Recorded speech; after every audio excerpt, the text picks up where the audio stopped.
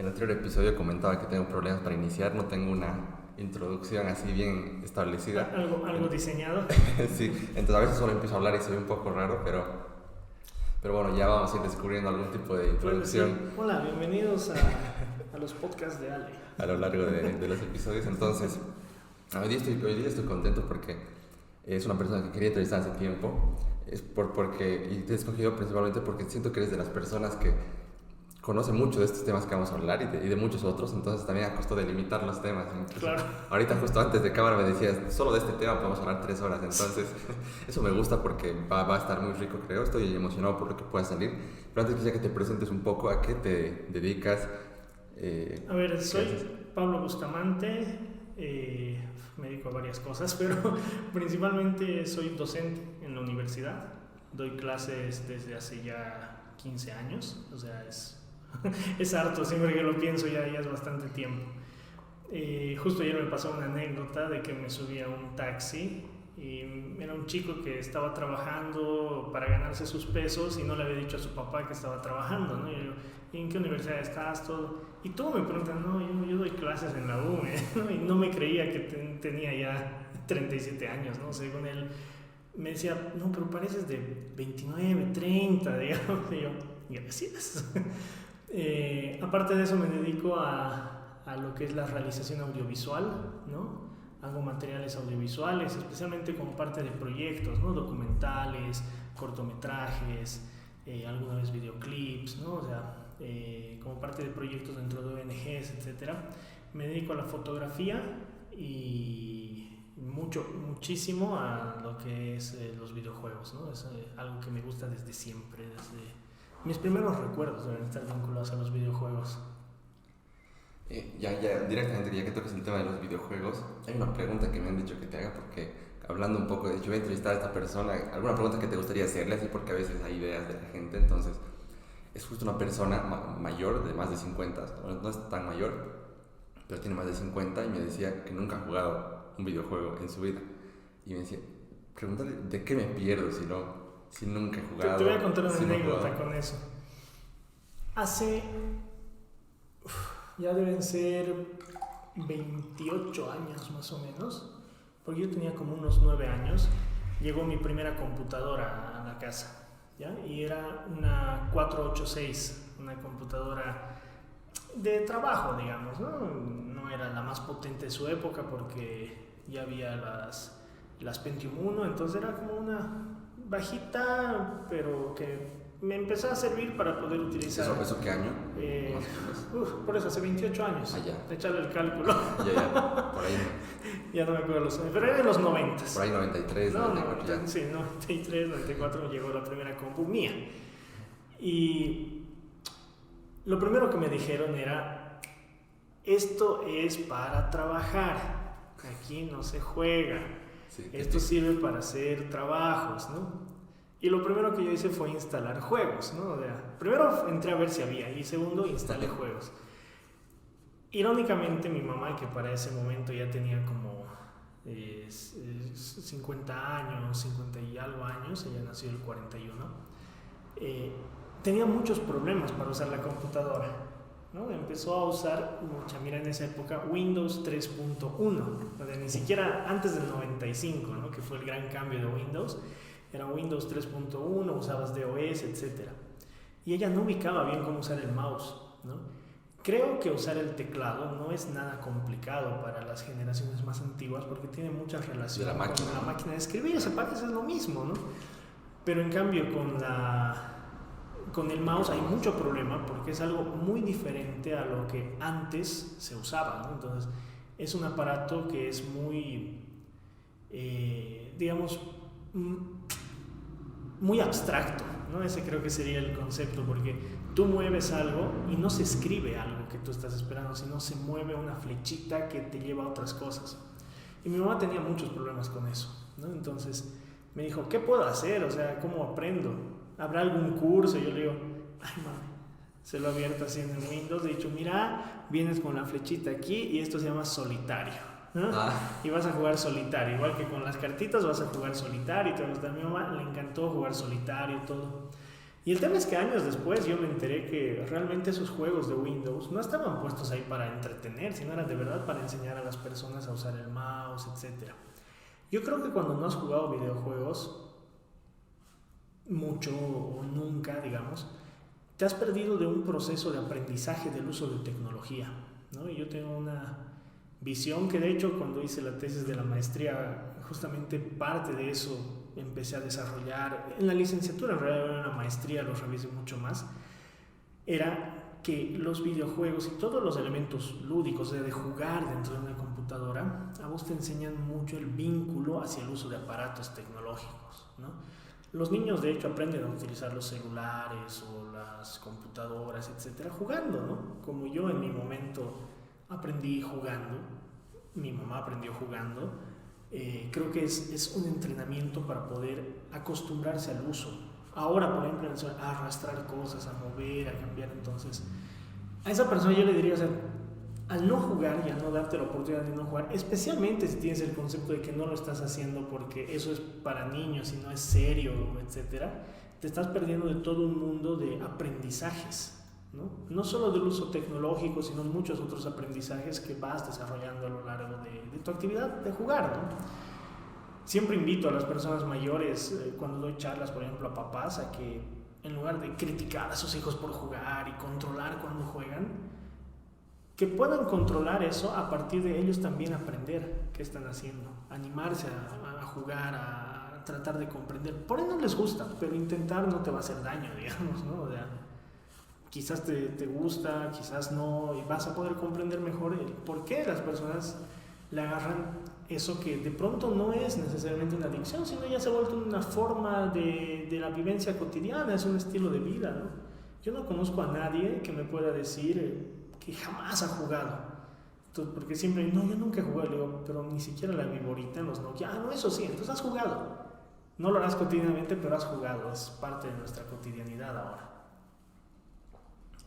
Sí, sí, totalmente. Aprende uno el uso de la tecnología haciendo y, como decías, y en todos los dispositivos hasta ahora, desde las primeras computadoras hasta ahora, como dices, en el celular, que ahí se hace todo y todo está activo. Es como, bueno, quería hablarte un poco de este cambio que decías, hasta las nuevas tecnologías. ¿Cuáles son los primeros juegos que has tenido? Uy, esa pregunta es bien complicada. Siempre digo, cuando hablo de este tema, es que yo era el primo pobre, ubicas, el que no tenía los juegos, pero iba donde su primo, que era el que tenía los juegos y jugaba, ¿no?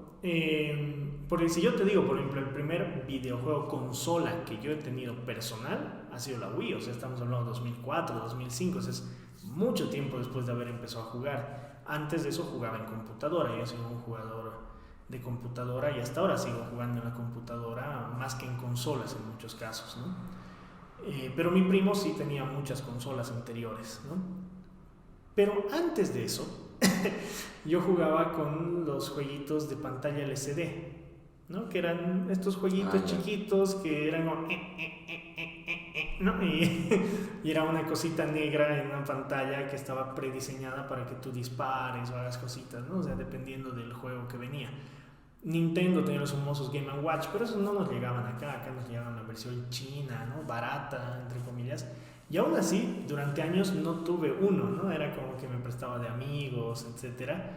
Y mi mamá no me quería comprar uno, ¿no? Era muy caro, ¿no? Y siempre era, no, es que es muy caro, no vamos a comprar, no sé qué, ¿no? Sí, la primera consolita de esas Game & Watch que, bueno, no era Game & Watch, pero de ese estilo de consolitas que yo tuve, era una que mi abuela me regaló. Hasta ahora la guardo, ¿no? Hasta ahora la guardo, está ahí entre mi colección de cosas, ¿no? Y era un estilo Space Invaders, ¿no? Pero con dinosaurios de Jurassic Park. Yeah. Así de raro, ¿verdad? Y esos son los primeros juegos que jugué, ¿no? Ya de ahí pasé a jugar en las consolas, como te digo, donde mi primo, Atari. O sea, mis primeros recuerdos muy vagos, así infantiles, son de estar jugando Atari, ¿no? El box, ¿no? Que era visto de arriba, ¿no? Y era golpear. O, por ejemplo, el infame Pac-Man, ¿no? Que claro, nosotros jugábamos así como, ¡ay, qué lindo!, ¿no? Pero que ahora lo ves y dices, qué porquería que era eso. Era un juego pésimamente hecho para la consola. Había mejores juegos en el Atari que esa cosa. Frogger, ¿no? Que era otro que recuerdo mucho de esa época, ¿no? Que para los que no ubican es el de el sapito que tiene que cruzar la calle, ¿no? Y hay autos, hay un río en medio con tronquitos, ¿no? Que ese era un muy buen juego para una consola como Atari, ¿no? Esos son los primeros, así que recuerdo, estoy hablando de principios de los 90, ¿no? De principios de los 90, 91, 92, por ahí se movía, mucho antes de que llegara mi computadora, ¿no? Muchísimo antes de que llegara la computadora. Y en la computadora, el primer juego, digamos, que recuerdo, y es uno de mis juegos favoritos hasta ahora, me volví fanático de ese juego, era el primer Prince of Persia, ¿no? El primer Prince of Persia, que era un jueguito súper sencillo, era un tipito con una espadita y que iba a rescatar a la princesa en 12 mundos, ¿no? Y ahí te mostraba la dificultad con la que estaban pensados los juegos de antes. Tenía 60 minutos. O sea, el juego de principio a fin lo podías jugar en 60 minutos. No podías más, ¿no? Entonces no era como ahora que puedes pensar varias sesiones, etcétera. Entonces tienes que pasar 12 mundos en 60 minutos. Me acuerdo que de fanatismo cuando era chango, ponle a mis 14, 15 años que ya en la computadora cada que tengo una computadora me lo instalo ese juego. Hasta ahora en la computadora que edito videos, etcétera, está instalado el Prince of Persia con obviamente un emulador de DOS, ¿no? El DOS Box. Pero llegué a pasar el juego en aproximadamente 10 minutos, 8 a 10 minutos, ¿no? O sea, ya me sabía los espacios por donde ir. O sea, ahora ya no lo hago, no me acuerdo mucho, ¿no? Que tardaría y moriría muchísimas veces, ¿no? Antes de lograrlo. ¿Lo has grabado? Estamos hablando de cuando tenía 15 años. Ya, o sea, en esa época. Claro, en esa época lo hacía súper rápido. Ya, y ¿no? Después ahora solo ahora ya, te recuerdo. Claro, mucho tiempo ya no me acuerdo. Claro, muchos de los atajos que seguía, ¿no? Cosas rápidas. Pero capaz, volviendo a practicar, se podría hacer. Pero lo interesante de esto es que es en una época donde lo has tenido que descubrir todo tú solo, digamos, porque ahora puedes... Más o menos, siempre había... Bueno, ahora hay internet, ¿no? Claro, para buscar. no había YouTube, digamos. Antes había revistas, ¿no? Había revistas, o había lo que ahora mucho se ha perdido, que era genial, pero se ha perdido mucho por el tema de internet, que eran los mitos, ¿no? Era como que te decían... mira, algo que me acuerdo, en el mundo 6 del Prince of Persia, te decían, no corras hasta el final, ¿no? Solo lanzate por uno de los acantilados, ¿no? O sea, que hay, que es un castillo y es como un espacio hueco, ¿no? O sea, no corras, solo lanzate para ahorrar tiempo, ¿no? Y era como, ¿cómo me voy a lanzar, no? O sea, si no corre la animación no va a ocurrir nada, pero te lanzas y en el mundo 7 apareces cayendo y te puedes agarrar de una de las... O sea, eso te lo dice un primo, te lo dice un amigo y vos lo pruebas, bueno, y con algunas cosas te matas, ¿no? Con otras cosas lo logras, claro. Hay otro mundo, el mundo 2 de Prince of Persia, que era interesante, te decían, cuando se abra la puerta, vuelves a entrar a la puerta. No sé si es un error de programación, no sé si es un error o por ahí era algo que ya habían pensado el creador, ¿no? Que es Jordan Mechner. Pero cuando se abre, no, es el mundo 4 porque ya está en el castillo. Se abre la puerta así, ¿no? Y para entrar a las puertas, cuando llegas al final, tú haces arriba. Y esta puerta no se cierra. Usualmente, entonces esta se abre así, haces arriba y pasas al mundo 4, al mundo 5 sin pasar el 4. O sea, pero eso solo te lo dijo alguien, ¿no? Claro. Ahora lo encuentras en internet, o si alguien te dice algo, en internet encuentras que es falso. Claro. Entonces, antes era como que tenías que probar, así. Yo recuerdo que cuando estábamos en los 90 con amigos que obviamente no nos chachábamos de colegio para ir a jugar, lo hacíamos responsablemente cuando podíamos. Íbamos a un local que era muy, muy conocido acá, que era el Leo, ¿no? Videojuegos Leo, que era en la Colombia y esquina San Martín, ¿no? Ahora hay una imprenta, era un local, uno de los primeros locales donde se vendían animes, donde se vendían por hora alquilabas una consola, ¿no? Y jugábamos muchos videojuegos ahí de PlayStation y de Nintendo 64, que era lo que ya había. PlayStation, ¿no? O sea, el primero. El primer PlayStation 1. Luego llegó el 2, ¿no? El GameCube, etcétera, pero era primero PlayStation y Nintendo 64 lo que había. Y uno de los juegos míticos que había ahí que hicimos, de hecho, yo estoy casi seguro de que es el primer campeonato de videojuegos en Cochabamba al menos, y si no es en Bolivia. Te estoy hablando de principios de los, mediados, finales de los 90 ya para el Super Smash Bros, ¿no? Que era el primer juego de Nintendo 64, no el Melee, no el Brawl, no el Ultimate, sino el primero de Nintendo 64.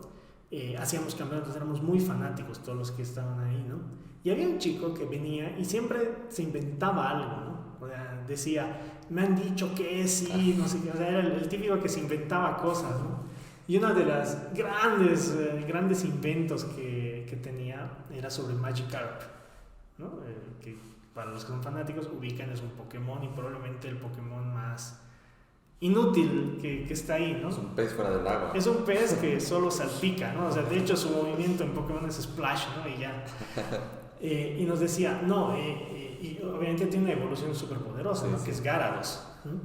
Y nos decía, si tú haces caer, había el escenario de Samus, de Metroid, ¿no? Donde había lava, haces caer a Magikarp a la lava, se convierte en Gyarados. Y han sido meses de intentar hacer caer porque se abría la Pokébola y aparecía el pez, ¿no? Y saltaba así, Magikarp, ¿no? Y tú apenas podías acercarte un poquito y se movía, ¿no? Un poquito el pez y ya te pasabas, entonces tenías que volver. Y luego de un rato desaparecía. Entonces era muy difícil lanzarlo a la esquinita de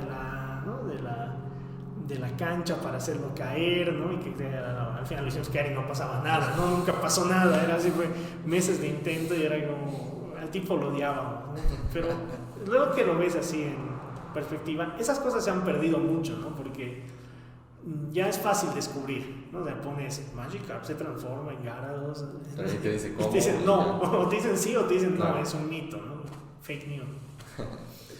Eso, ¿no? O sea, era así comenzó ese viaje con los videojuegos y con eso de cómo uno se enteraba de las cosas, ¿no? Con tus amigos que te iban diciendo, ¿no? Y tú ya ibas probando a ver lo que salía. Claro, es lo interesante de los juegos que al final, desde siempre creo, ha sido para unir grupos de amigos, ¿no? También lo puedes hacer solo, obviamente, pero también tiene esa magia que te ayuda a hacer... Los videojuegos, antes de ser tan populares como hoy, ¿no? Eran como para un grupo muy pensado en gente rechazada, digamos, ¿no? O sea, no éramos los más populares del colegio los que íbamos a jugar ahí, claro. No éramos los chavos que nos encontramos porque nos gustaban los juegos, ¿no? Éramos los changuitos raros que nos gustaba la tecnología y nos gustaban los videojuegos, ¿no? Sí. Y eso siempre fue lindo, ¿no? De pronto cuando porque yo creo que esto pasó en los 2000, ¿no? Cuando en los 2000, con la llegada de la generación donde estaba la PlayStation 3, el Xbox 360, ¿no? La Wii, ¿no? Con la llegada de esas consolas, como que hubo un boom muy fuerte, ¿no? Y se abrió, se popularizó muchísimo el ser gamer, ¿no? Sí. El ser gamer, ¿no? Es como que de pronto los que habíamos estado antes es como que te sientes así como, pucha, ya no somos un grupo diferenciado. Ahora, o sea, ¿en qué momento se volvió mainstream? Esa es la gran pregunta. Claro, ¿En qué momento nos hicimos mainstream, no? O sea, le quita la magia un poco. Sí. Pero también entiendo, o sea, es enriquecedor, hay más gente que se está interesando, hay más producción, hay más productos, ¿no? Se empieza a mover mucho más el mercado incluso, ¿no? O sea, tiene ese lado de la nostalgia invadida, ¿no? O sea, como que se apropian de tu nostalgia cuando tú eras parte de los jugadores que jugaba ahí en lugares oscuros, cerrados, que te escapabas de colegio para jugar, ¿no? Ahora los papás le compran para que juegue, ¿no? Ya no tiene todo ese misticismo, pero tiene otro misticismo también, ¿no? Sí, sí, eso que dices se ha vuelto muy popular y ahora todo el mundo, no tienes que tener una consola, digamos. Todo el mundo es fanático. En tu compu, en tu celular hay juegos como súper de moda, mucha publicidad, mucho, entonces... A mí como eso, me encantó cuando Dota se empezó a popularizar, ¿no? Y apareció sí. Dota 2 y claro, uno de los personajes que muchos querían era el famoso Invoker, ¿no? Que es el tipo con el rojo que hace magia, ¿no? Etcétera, ¿no? Y salió un juego que a mí me gusta mucho, que es de Blizzard. Bueno, ahora Blizzard tiene muchos problemas, pero me gusta mucho el juego, que no está bien, o sea, no tiene tantos jugadores, etcétera, ahora, que es el Heroes of the Storm, ¿no? Y un changuito que ya había en eso, ya había redes sociales, de hecho estoy hablando hace un par de años, que era como muy, se notaba, ¿no? Muy noob en lo que eran los juegos en general. Por ahí era un pro en Dota, ¿no? Pero era como que renegaba de que Blizzard estaba copiando a los personajes de Dota, ¿no? Y era como, no, amigo, siéntate, te voy a contar una triste historia. Invoker en realidad es Kael'thas, ¿no? En los años 90, cuando tú no existías, niño, había un juego que se llama Warcraft, y no era World of Warcraft, era Warcraft 3, ¿no? Y ese ha dado origen a Dota, al primer Dota, y son sus modelos de personaje los que han usado para crear los personajes, ¿no? Y era como, no, pero es que Invoker es el original, y era como, no, perdón, pero no. Y ya para qué discutir, ¿no? O sea, ya no discutes. Cuando alguien te dice, no, yo tengo la razón porque a mí me gusta el personaje, pues sabes que no hay mucha discusión de por medio. Claro, típico cuando no muestras suficientes evidencias, pero si no quiere cambiar, no importa lo que le presentes. Eso aplica a cualquier. Sí, en todo escenario, así te van a decir, no, es que eso no existe, es que no es verdad. Claro, cuando eres fanático de algo, no importa lo que te presente en contra de lo que tú eres fanático, has decidido creer algo y... De hecho, hace rato estoy viniendo justamente de que me hagan el análisis de la generación de anticuerpos, ¿no? Que te decía. Y te daban los resultados anteriores y a un chico le dan así sus resultados y le dicen, todavía no ha generado anticuerpos, seguramente va a pasar un tiempo más. Y el chico le mira a la chica que le está mostrando un análisis y le dice, no, yo no creo eso. Y yo, ok.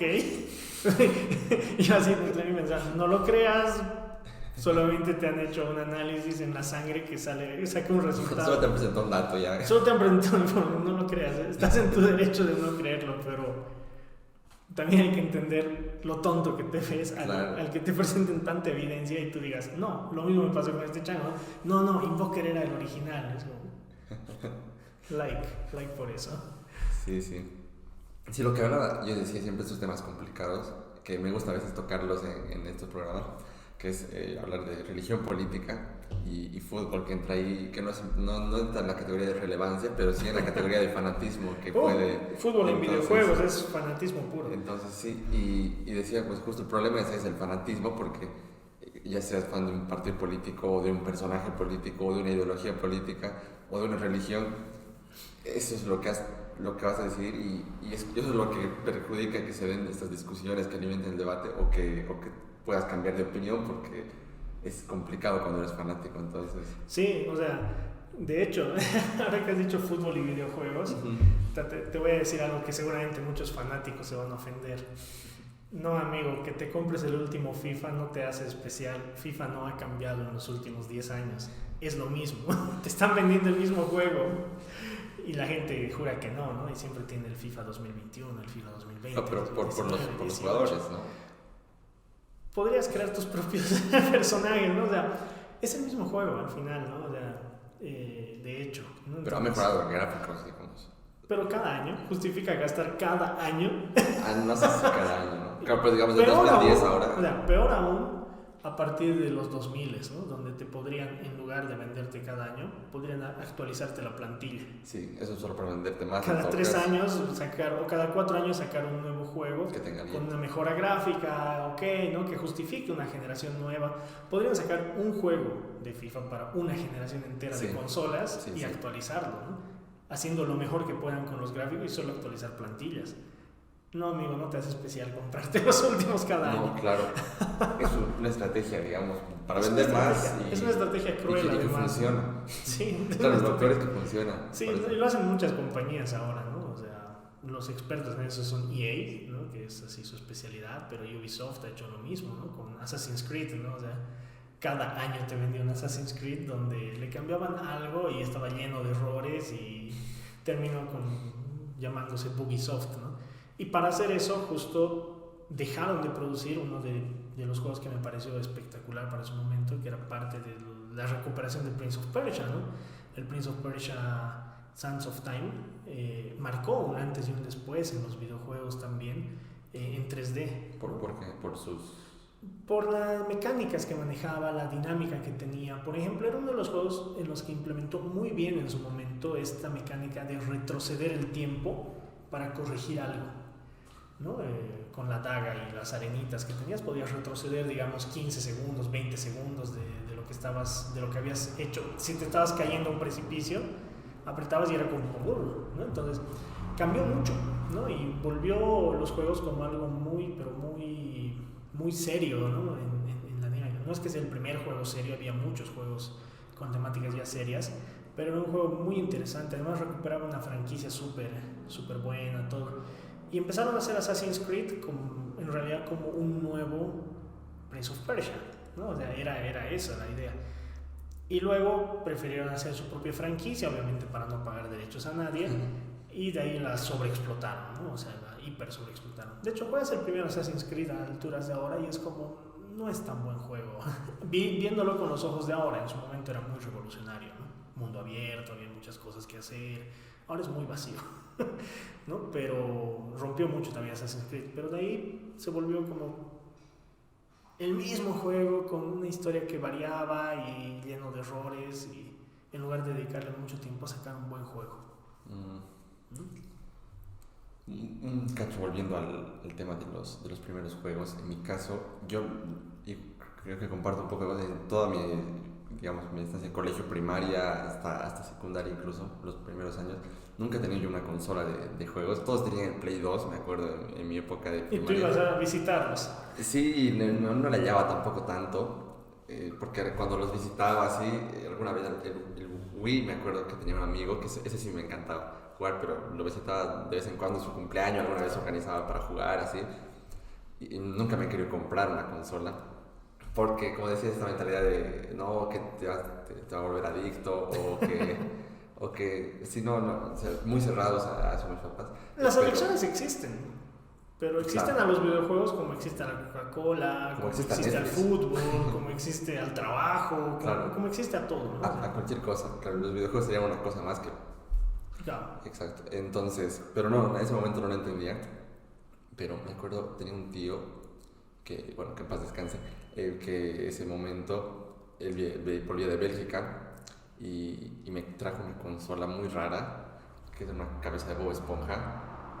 O sea, una cuadrada, ¿no? Más o menos de esta altura, y la nariz de Bob Esponja, que es larga, era el control. Sí, el control, y ahí tenía un botón más, y tenía obviamente los jueguitos nada más de estos típicos de que caen bolitas, tienes que golpear para romper las de arriba, no sé qué. Arkanoid. Sí, ese. O sea, que tú eres una paletita. Exacto. Ya. Después dos paletas. Arkanoid ha sido el más popular de esos, ¿no? Pero en realidad son varios que siguen esa dinámica. Sí, esa dinámica de juegos. Después había uno de cazar medusas, ese tipo de cosas, pero así muy básico. Todo relacionado con Bob Esponja. Sí, pero adoptaban juegos que ya conocías, solo que lo hacían como Bob Esponja. Esponja. Es muy popular eso, ¿no? De hecho hay franquicias enteras que han surgido haciendo eso. Uno de los juegos más populares del mundo, de hecho, si no estoy mal, es uno de los videojuegos más vendidos del mundo, es Tetris, ¿no? Sí. Tetris, que es un juego ruso, ¿no? Siempre dicen, ¿y qué le han dado los rusos al mundo? Tetris. Esa es la gran respuesta, Tetris. Tetris es un juego que probablemente hay 1000 versiones y ha dado origen a miles de juegos inspirados por Tetris, ¿no? Si tú te pones a pensar, por ejemplo, cuando juegas Tetris y juegas Dr. Mario, ¿no? Que es otro juego, es un juego inspirado en Tetris, que de hecho Nintendo compró la licencia de Tetris, ¿no? Por eso es que generó juegos muy parecidos y no tuvo problemas, ¿no? Entonces, Dr. Mario es un juego que adapta toda el universo de Mario y lo vuelve doctor médico para combatir virus ahí, ¿no? Usando pastillitas que tienes que ordenar, ¿no? Entonces es muy lindo, el juego es muy divertido. Pero encuentras miles de versiones diferentes de juegos similares a Tetris, ¿no? O inspirados en Tetris, ¿no? De hecho, yo estoy seguro que sin Tetris no hubiera existido un Candy Crush. Sí, es lo que se me viene a la mente. Es otra forma de juego, pero es un puzzle, ¿no? O sea, está muy inspirado en Candy Crush, ¿no? igual, ¿no? O sea, si ves Tetris, por ejemplo, seguramente tampoco existirían muchos minijuegos dentro de otros juegos, sí, ¿no? Que son los de armar un rompecabezas para descifrar algo, ¿no? Especialmente en los juegos de aventura, ¿no? De explorar cosas como Tomb Raider, por ejemplo, ¿no? Como Tomb Raider, o sea, muchos de los juegos tienen esto de puzzle, ¿no? O sea, que rompecabezas, que inauguró muy bien Tetris, ¿no? No ha sido el primer juego de rompecabezas como tal, pero ha sido el primer juego que le ha dado una dinámica de videojuego, ¿no? Que era muy diferente a tener que agarrar una pieza y colocarla, sino que era un juego que realmente lo manejabas con controles, que le dabas como un movimiento, digamos, ¿no? a las piezas. Ahorita que mencionas Tetris se me viene, creo que la primera consola como tal que he tenido no ha sido entonces ese Bob Esponja, ha sido Los Tetrisitos. Ese jueguito, ¿no? Que 9000 juegos en uno. 9999 juegos en one, ¿no? Que solo era Tetris. Era Tetris, uno de autitos que era con las figuritas de Tetris, uno de Arkanoid, de Tetris igualito, ¿no? Así con sí, Tetris. Sí. Claro, todos hemos tenido ese juego. Que se te rompía, bueno, en mi caso se me rompía a las 2 semanas o la pila dejaba de entrar. Pero eran malos. Claro, eran algo desechable, así, ¿no? pero... Eran chinísimos, total. Pero sí, han sido la primera aproximación de muchos a los juegos, ¿no? Era como que te regalaban, como antes no había el celular, o sea, te daban eso para que te distraigas, tomar. Me decían, este es el Nintendo, yo... y te estás... Yo crecí pensando que eso era Nintendo, pero después ya conocí que mi amigo tenía el Nintendo. Con la musiquita, ¿no? Y ahí hasta para que no haya copyright. Sí, y ahora estaba viendo en Facebook esos videos que o sea, alguna vez estás explorando y te aparecen recomendaciones random, un campeonato de Tetris, o sea, actual, son narrado por Ibai y otro. Bueno, los más actuales, ¿no? O sea, yo veo campeonatos de Tetris desde el 2000, digamos. Sí, y entonces, no sé de cuándo habrá sido el campeonato, pero estaba narrado por él, no sé si cogieron un video antiguo que... Probablemente. O algo nuevo, pero puntuaciones son impresionantes. Claro, es gente que de verdad se ha dedicado a hacer pro en además Tetris. Que se juega, digamos, en el campeonato oficial el Tetris, que usualmente es el jugar en los campeonatos oficiales, es el Tetris de Nintendo de 8 bits, ¿no? Que esa ha sido la segunda consola que yo he conocido, ¿no? El Nintendo de 8 bits, que era el Tetris clásico, digamos, que surgió. O sea, Tetris apareció en muchísimas consolas, pero Nintendo se compró la licencia y claro, se volvió como el centro así brutal, el de 8 bits, ¿no? El Nintendo, el NES. Es el primer Mario ahí aparece en 8 bits. No, eso es muy interesante, ¿no? En realidad, el primer Mario Bros. Como plataformas de avance así, sí, ¿no? El Super Mario Bros. Pero el Mario Bros. Como Mario Bros. Es un juego de Atari, ¿no? Y es un juego también de arcades, ¿no? De palanquita, ¿no? Es un juego anterior que era, no sé si tú has jugado Super Smash Bros. Desde el Melee, creo, o el Brawl, pero hay una cancha inspirada en eso, ¿no? Que es que tiene unos tubitos acá y van saliendo unas cangrejitos, salen las tortuguitas, ¿no? Ese es el primer Mario. Y de hecho Mario también tenía Game & Watch, ¿no? Que son esas consolitas. Entonces, el primer Super Mario Bros. Con más de plataformas de avanzar, sí. O sea, es de la Famicom en Japón y de la NES en todo Estados Unidos y todo este lado, ¿no? Que es lo que nos ha llegado. La Nintendo famosa, ¿no? Que de hecho hasta ahora se mantiene, hay memes, ¿no? De la Nintendo, ¿no? Con este pastor brasilero, ¿no? Los Nintendos, que son malos. Ese Nintendo es una consola muy revolucionaria, ¿no? Para la época. Y no fue revolucionaria necesariamente con la tecnología, que sí lo era, sino con la política y la forma de crear juegos que tenía Nintendo. En los años 80 surgieron muchas consolas, ¿no? Muchísimas consolas, ¿no? Finales de los 70s y 80s, principios de los 80s, 80, 81, había así una lluvia de consolas de toda calidad, de todo estilo, ¿no?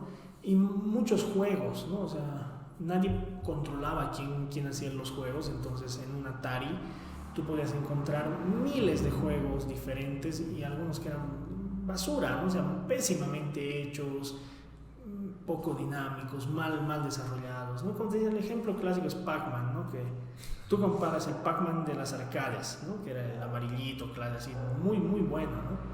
Que se lo puedes emular, ¿no? En una computadora actual, con el Pac-Man de Atari, y era un desastre el Pac-Man de Atari, ¿no? Era un desastre, no sé cómo se jugaba, y eso generó un problema de confianza hacia las consolas. De hecho, en los años 80, muchos autores, no todos están de acuerdo, pero muchos autores dicen que el juego de consolas peligró con desaparecer, ¿no?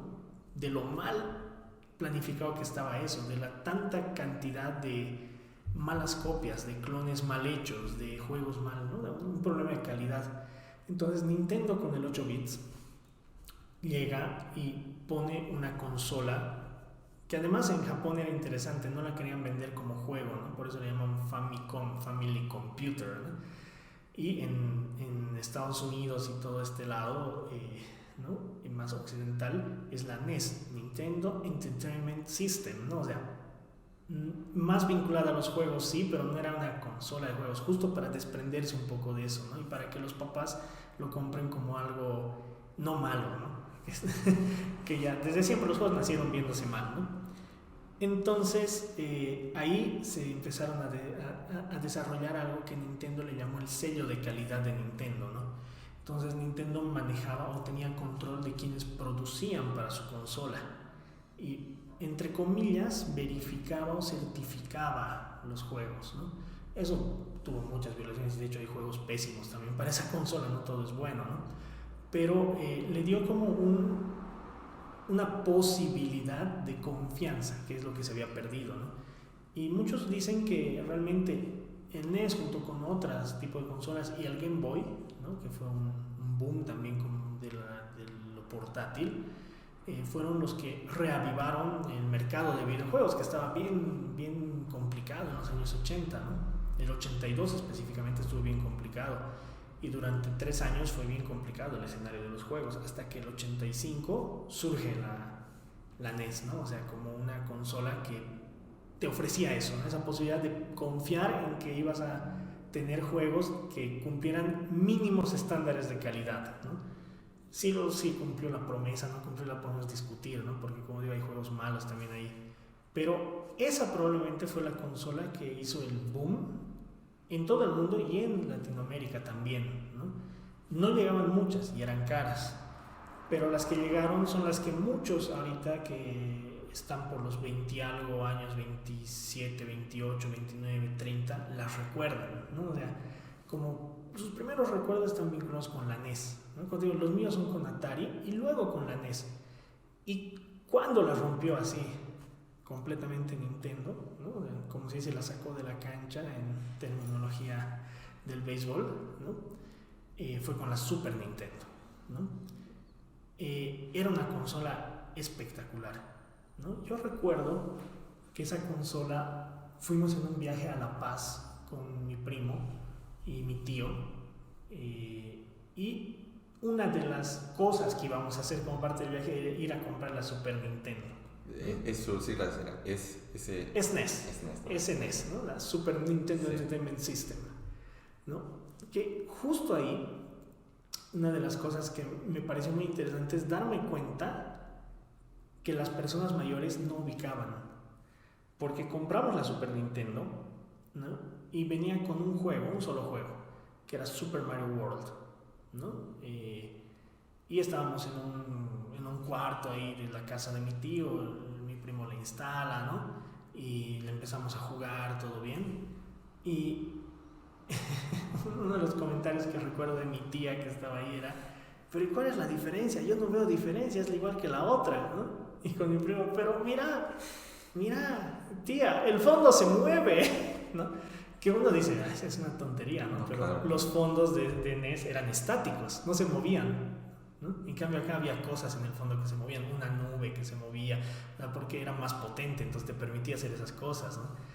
Obviamente los gráficos del primer juego los comparas con Super Mario Bros. 3 de la NES y son muy similares para un ojo de adulto, ¿no? Ahí yo me di cuenta que era muy difícil hacer entender a un adulto muchas cosas en torno a los videojuegos, ¿no? en torno a las diferencias, a las tecnologías, a la evolución tecnológica que involucraba tener un fondo que se movía y no solamente un fondo estático, ¿no?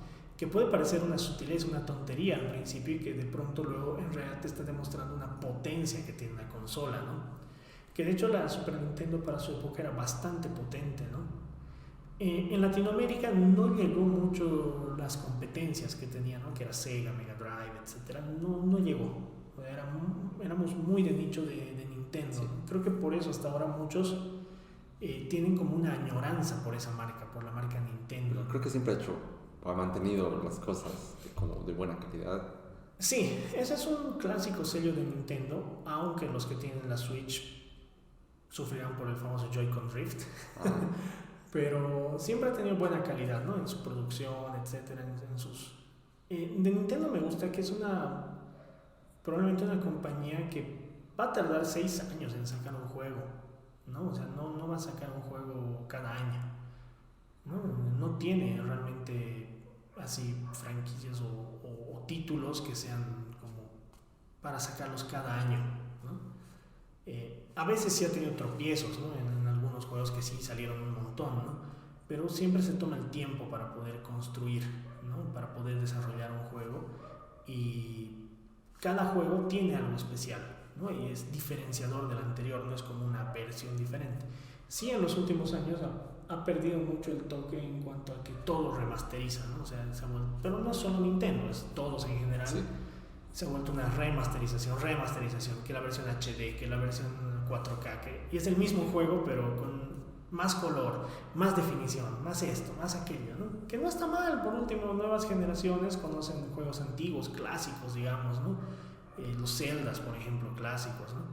Pero sí se cae un poco ya en la repetición, ¿no? Y al abusar de eso sí se cae en la repetición. Pero sí, o sea, yo soy nintendero, me gusta la compañía Nintendo, ¿no? Las consolas que he tenido son de Nintendo. No son las más potentes de su época. La Wii no era la más potente de su época. La Switch no es la más potente de su época. Pero son consolas que me gustan, ¿no? Que me gustan y me gustan los juegos que tienen y me gusta la atracción que tienen. Porque de ahí mi otra versión. Si quiero potencia, juego en la computadora, ¿no? O sea, y el límite es el cielo. La plata que hayas invertido para armar tu computadora es el límite, ¿no? Para la potencia que puedes tener. Claro. Si una computadora gamer es una potencia. Eso yo le decía desde siempre y ahora lo dicen muchos en realidad. A mi mamá, a todos cuando compramos era, ¿y para qué instalas juegos? Y mi excusa era, si esta computadora corre el juego actual, va a correr todo, va a correr lo que quieras, va a poder funcionar mejor, o sea, es más rápida que las otras porque puede correr el juego. Los juegos son exigentes, le decía, ¿no? O sea, necesitan las mejores gráficas, necesitan la mayor potencia, necesitan la mejor forma de procesado de la información, etcétera, ¿no? Entonces es un buen referente. Si tu compu corre un buen juego, que probablemente te va a durar un buen par de años. Sí, sí. Si no corre el juego actual, esa compu te va a durar un año, exagerando, ¿no? Hasta que ya se vuelva obsoleta. Yo la primera consola a la que me he acercado así de verdad ha sido el DS. Me fascinaba, mucho más que el Play, que nunca le he hallado. Nunca he conectado tanto con el PlayStation, que era lo más común, creo, entre mis compañeros de colegio. Pero cuando alguien tenía un DS, los primeros, también me encantaba. Sí. Entonces, no, para mí era la locura, una pantalla táctil, con lapicito. Con lapicito, exacto. Era una locura y me encantó siempre. Entonces, la primera consola que he tenido así ya de adolescente, digamos, ha sido el Nintendo Wii. Entonces... justo me compré la versión el negro, que ya es después, porque cuando ya venía incluido el Wii Play Motion dentro del dentro del control. Sí, entonces ya fue de las versiones más recientes, cuando ya vi el Wii rojo, me acuerdo. O sea, ya no fue de los primeros, pero hasta ahora la sigo teniendo, me sigue funcionando a la perfección. No, de hecho yo tengo la Wii también y sigue funcionando. Sí, entonces, de mí sí no es de las primeras, porque no la compré el primer año, la compré el segundo o tercer año, ¿no? De vida de la consola, 2007 probablemente, por ahí, ¿no? La compré. Mira, tantos años ya han pasado. Pero es todavía de la primera tanda, ¿no? Que tenía para controles de GameCube, ¿no? Que era No sé si la tuya sí, tiene. Pero es su espacio para abrirle y que puedas conectar. Todavía, porque luego sacaron versiones que ya no tenían, ¿no? Que eran que directamente venían para colocarlas en horizontal, por ejemplo, no en vertical, no tenían el stand, ¿no? Ya. Sí, porque puedes adaptarle a cualquiera. La Wii ha sido una consola muy revolucionaria. De hecho, el proyecto se llamaba Nintendo Revolution, ¿no? El que le dio origen a la Wii. Que eso es interesante, además. Otro dato así curioso que te lanzo es que la Wii es la primera consola de Nintendo que no se llama Nintendo. Se llama Wii. No se llama Nintendo Wii. No se llama Nintendo Wii. El nombre de la consola es Wii. Y es la primera, ¿no? Luego le siguió la Wii U, ¿no? Y luego se retomó el Nintendo Switch, ¿no? Que es el Switch, pero es Nintendo Switch. El GameCube, por ejemplo, era Nintendo GameCube, ¿no? Y antes de eso estaba el Nintendo 64, el Super Nintendo, el Nintendo, ¿no? La Wii ha sido la primera que era solo Wii, ¿no? Y es Wii queremos jugar, ¿no? Que era su eslogan que manejaban. Ha sido una consola muy revolucionaria en cuanto a que acercó a muchos públicos, ¿no? O sea, gente que no jugaba, gente que no le había dado la oportunidad de jugar, ¿no? Y como veían que era con movimiento, etcétera, ya no lo veían tan malo, ¿no? Era como, va a ser ejercicio, ¿no? Esa era la excusa. Sí. Pero también ha sido una consola bien incomprendida por los gamers mismos, ¿no? Los gamers tienen un fanatismo a veces insano con la potencia, ¿no? Creen que una consola o un juego es mejor porque es más potente. Y no necesariamente es así. Eso comenzó con la guerra de las consolas, ¿no? En los 16 bits. Justo lo que te decía, ¿no? Entre Sega y Nintendo, ¿no? ¿Cuál era más potente? Esa era la disputa, ¿no? Y se mantuvo hasta muchos años, hasta ahora, ¿no? Es como una disputa de cuál es la más potente, cuántos teraflops logra tu consola frente a la mía. Cuando en realidad la experiencia de jugar no necesariamente está vinculado con cuán bonito se ve o cuán realista se ve un juego, sino se va en torno a la experiencia que te genera, a la experiencia que te involucra. Muchos de los últimos juegos que yo he jugado son juegos que no exprimen la potencia al máximo ni de mi computadora, ni de la Switch, ni de otra consola, ¿no? O sea, son juegos que me dan una experiencia y me parece que son lindos, o sea, son bien hechos, ¿no? Están bien construidos, porque un juego puede ser lindo por cómo se ve a nivel artístico. Por ejemplo, un juego que me parece brutal así a nivel artístico y en su diseño de ambientación. Todo es un juego independiente de Switch, de Switch, de PlayStation, hay varias, que es Gris, ¿no? Que es español, y me parece una obra artística, pero así impresionante, ¿no? Si quieres meter imágenes de apoyo, te vas a encontrar así con cosas hermosas en ese juego. Cada frame que tú congelas parece una pintura, pero no es un juego, digamos, que sea, digamos, que explote el 3D, el realismo, etcétera, ¿no? Pero un juego puede ser bello no solamente por las gráficas, también puede ser bello por las dinámicas, por las formas de juego, ¿no? Por la propia estructura o la manera de jugarlo, ¿no? Ahí, por ejemplo, un juego que me parece hermoso en cómo es, en su dinámica de juego y en su manera de jugar, es Celeste, ¿no? Que es un juego igual. Los independientes me parece que están haciendo trabajos espectaculares, ¿no? En los últimos años. No rechazo los juegos AAA, ¿no? Me parecen geniales, pero en independientes encuentras mucha experimentación. Celeste es un juego muy lindo y muy difícil. Que eso es algo que hemos perdido mucho, ¿no? O sea, los juegos difíciles los rechazamos o los abandonamos muy rápidamente. O sea, ¿crees que los juegos de ahora los populares son fáciles, digamos? No totalmente fáciles, pero hay juegos que son fáciles, ¿no? Amigables, les dicen amigables, y no creo que esté mal, no creo que eso sea algo malo, ¿no? Por ejemplo, cuando tú juegas un Call of Duty, ¿no? En modo historia, no es difícil, vas a avanzar, sabes que vas a llegar al final y sabes que vas a morir un par de veces, pero no es difícil. Un Dark Souls sí es difícil, es lindo visualmente, pero también es difícil, ¿no? Es un reto pasar, ¿no? Tú juegas Gris, por ejemplo, y es un juego muy complicado. Y eso que tienes vidas infinitas. O sea, te facilita el tema de que mueres, puedes intentar, mueres, puedes intentar, mueres, puedes intentar. pero es muy difícil el lograrlo, ¿no? El encontrar las combinaciones, ¿no? Son plataformeros, ¿no? O sea, estilo en su momento Contra, por ejemplo, que era un juego muy difícil. Contra, además que tenías vidas limitadas, era un juego muy difícil. La anterior vez nos reunimos con unos amigos en Zoom, ¿no? Que viven en otros lugares, en otros países, justo con la idea de juguemos el primer Contra, ¿no? El primer mundo del primer Contra, a ver hasta dónde llegamos, ¿no? Y realmente, o sea, lo recordaba difícil, pero no tan difícil. Pero es un juego muy difícil.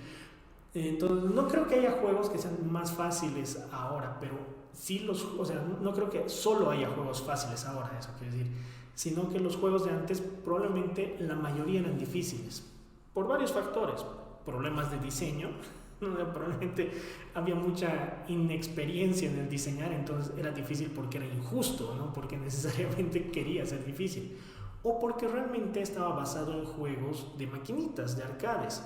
Y en las arcadias, que aquí les llamamos tilines, sí, ¿no?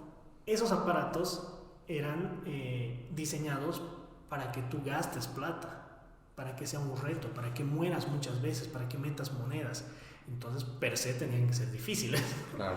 Entonces, claro, de ahí viene ese tema de la dificultad. Ahora, con el salto a las consolas, se ha vuelto más amigable el juego, lo cual está bien también, porque da acceso a muchas otras personas a que jueguen, ¿no? Hay gente que va a jugar, por ejemplo, Animal Crossing, ¿no? En Nintendo Switch. Es un juego en el que tú desarrollas una ciudad, desarrollas un pueblo, ¿no? Eres alcalde.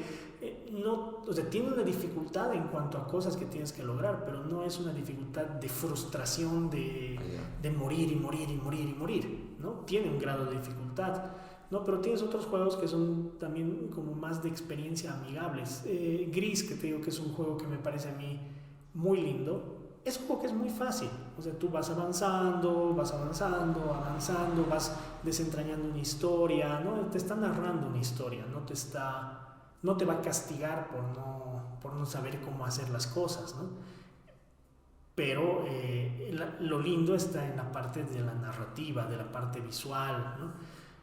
Entonces, por ahí van, o sea, en el caso, por ejemplo, de Celeste, que te decía, a mí me parece un juego que es difícil y eso lo hace precioso, ¿no? Porque es un juego que te reta a que tú aprendas, a que tú trates de hacer las cosas, a que vuelvas a intentar. Lo mismo que le pasa a la gente con Dark Souls, ¿no? O sea, te encuentras con un jefe súper poderoso y tienes que ir, tienes que intentar, tienes que volver, tienes que intentar, tienes que volver, ¿no? Se vuelve una montaña. Es el concepto también de Celeste, el tema de la montaña, pero es una montaña de subida en la que cuando logras la meta te sientes como haber conseguido algo que no va a ser algo que todos consigan, ¿no? Ese es algo que te da una satisfacción también, no solo las historias, también las dificultades. Y por eso es que es lo lindo de los juegos. Hay juegos para todos, ¿no? O sea, hay juegos para gente que le gusta la cocina, hay juegos para gente que le gusta las historias, hay juegos para gente que le gustan los retos, ¿no? De hecho, un juego ni siquiera creo que tenga que tener una buena historia para ser un buen juego. Tiene que tener buenas dinámicas de juego. Y la historia puede ser otro aliciente para que sea un juego excelente en su estilo de juego, ¿no? Como pueden ser, no sé, los Final Fantasy, ¿no? O sea, el 6, el 7, ¿no? Que tienen historias muy, pero muy buenas. De hecho, el 7 tiene una historia tan buena que hasta ahora no subsiste, no sigue apareciendo remakes. El nuevo personaje de Super Smash Bros. Fue Sephiroth, ¿no? O sea, nos sigue persiguiendo décadas después de haber salido, nos sigue persiguiendo un juego que era de la PlayStation 1, ¿no? Que de hecho la historia del Final Fantasy VI, que es de Super Nintendo, a mí me gusta mucho más, ¿no? Mi juego favorito viene de una consola antigua. ¿Cuál es tu juego favorito? Uf, mi juego favorito es, como te digo, da para hablar 10 horas.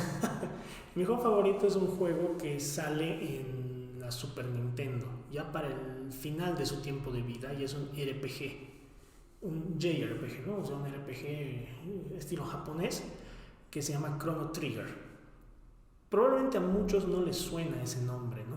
A los que son videojugadores, digamos, antiguos o que conocen sobre juegos o que han ido leyendo, sí, es un juego que siempre está en el top de mejores juegos de todos los tiempos, y en muchos tops realmente está como el mejor juego de todos los tiempos.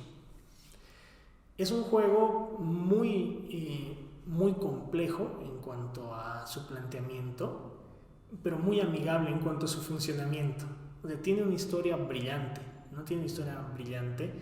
De hecho, los involucrados dentro del juego, que eran parte de Squaresoft en ese momento, que bueno, luego se uniría con su gran competencia que era Enix, que era la otra desarrolladora de JRPGs para Square Enix, que es ahora lo que hay. Squaresoft reunió a digamos, gente brillante para hacer el juego, ¿no? Era así como la crema innata de los realizadores, ¿no? Con decirte que el diseño de personajes está hecho por Akira Toriyama, ¿no? Que es famosísimo por Dragon Ball, sí. ¿No?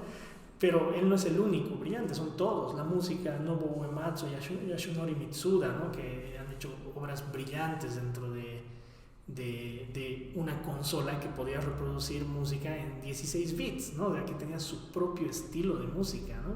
Que ahora incluso se ha vuelto hasta un estilo que tú encuentras música de 8 bits, que muchas en realidad suenan como 16 bits, pero en Spotify tienes playlists enteras, ¿no? de música de estilo.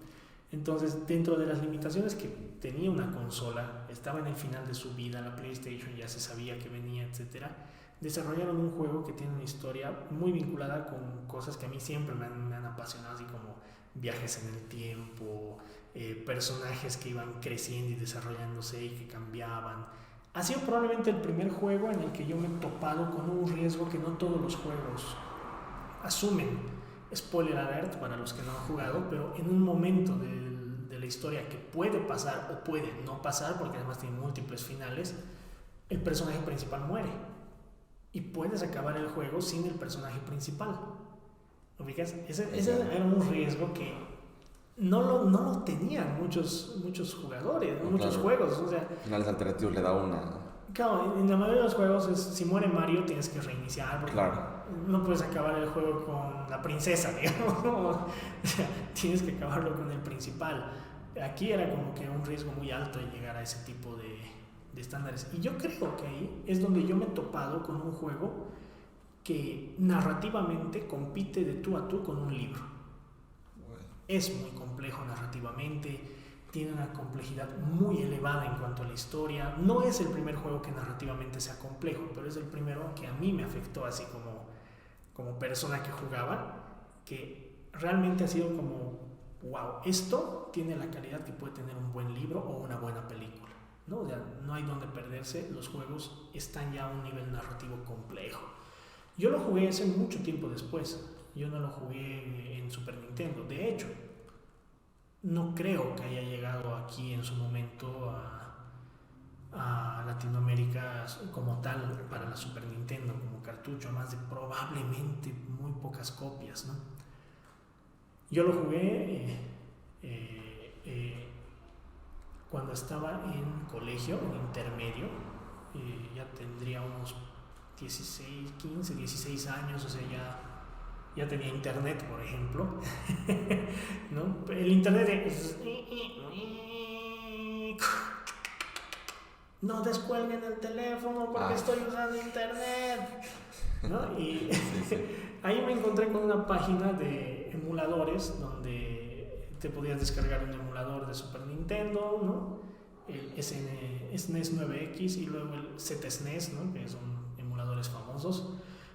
Y en el top de la lista estaba este juego, así con 5 estrellas de las 5 que le podían dar. Y yo nunca, o sea, me parecía tan raro porque yo me estaba descargando justamente para recordar juegos que jugaba con mi primo, ¿no? O sea, cuando tenía 10 años, o sea, unos 5, 6, 7 años antes, jugábamos con mi primo la Super Nintendo, ¿no?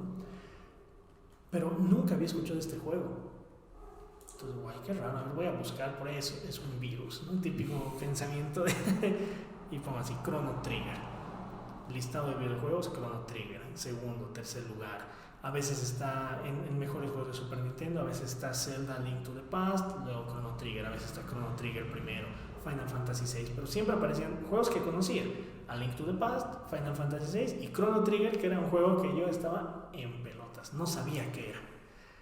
Entonces dije, pues, lo probaremos, a ver, descargaremos, a ver qué ondas. Era vacación de invierno, ¿no? No, pues la vacación de invierno teníamos tareas. Ahora nos dan, en esa época, ahora están tranquilos, no les dan tareas. En esa época nos daban así, tienes que hacer 300 ejercicios del Baldor. No tenías nada de O vacaciones. eran 50 ejercicios por día, ¿no? Era así una locura, ¿no? Cuando termino así descargando el juego, lo abro y el juego comienza con uno de los inicios más brutales de la existencia. Es un péndulo, ¿no? O sea, ya de hecho los relojes siempre me apasionaron. Yo colecciono relojes, así me gustan. Bueno, ahora he pasado a las bands, ¿no? O sea, pero en su momento coleccionaba muchos relojes y comienza con un péndulo así, tac, tac, tac, tac, ¿no? Y su musiquita, ¿no? Y Chrono Trigger, y vos, wow, qué raro, ¿qué es esto? ¿No? Y ese sonido es muy, muy bien hecho. En un videojuego es muy importante la carta de presentación, ¿no? O sea, la pantalla de inicio a veces te va a definir si tú lo vas a seguir jugando o no lo vas a seguir jugando. Y en el caso de Chrono Trigger, su carta de presentación era eso, era el tac, tac, tac, tac, ¿no? Que es muy importante. Y entonces empezaba como lo dejabas un ratito y yo me quedé así como, uy, ¿qué es esto?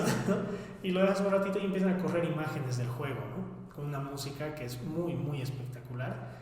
Y claro, te empieza a atraer, ¿no?